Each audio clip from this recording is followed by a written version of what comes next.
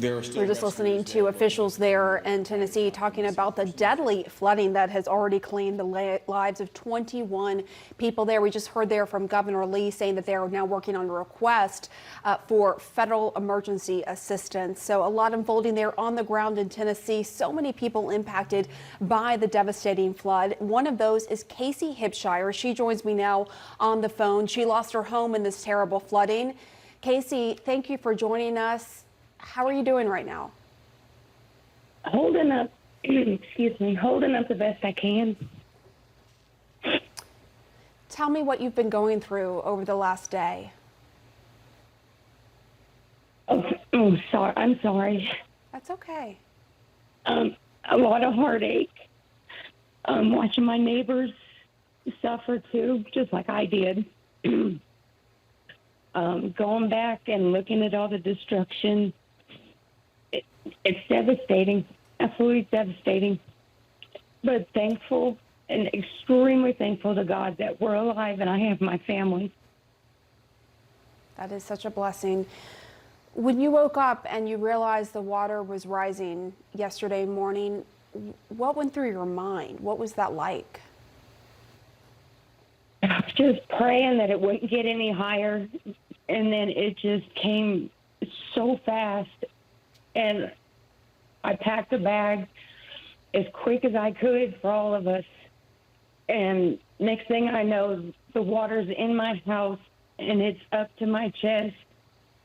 And my house fell off the foundation while we were still in it. So we had to break the window in the kitchen and crawl out of it and get up on the roof as fast as we could. That's my husband, my 8-year-old son, and me. That must have been just terrifying. And I understand. It was. Imagine never in your wildest dreams would you have thought you'd have to go through something like this. Did you know that there was going to be the potential for flooding, or were you completely caught off guard by this? We knew that there was flooding going to come, but we didn't know. I don't think anybody knew that it was going to be this harsh. Because my yard filled up. I'm like, okay, it's going to go back down. It'll be okay. And then all of a sudden, it was like a tidal wave that just came over the road and into my yard and swept my house away. It was so fast and so devastating. And I understand you tried to call 911, but you couldn't get through?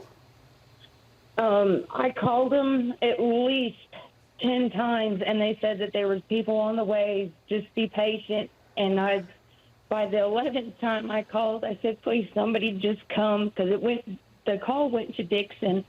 And I said, please, just come get my 8-year-old son. You can leave me, but take him. Were all of your friends and your neighbors able to get out safely? As far as I know, most of them did.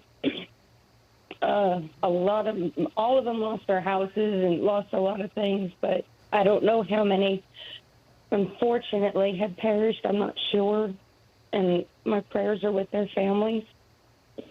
But it's just, the ones that did survive, we all came together and just did what we could for each other. Yeah, there's been a lot of talk we heard there at that press conference with the Tennessee officials of just the spirit of volunteering on the ground and neighbors helping neighbors. What have you seen in that regard? What have you been able to do to help your fellow neighbors who are struggling right now? I haven't really been able to do much but support them and be there for them and, share that it's okay, we're alive.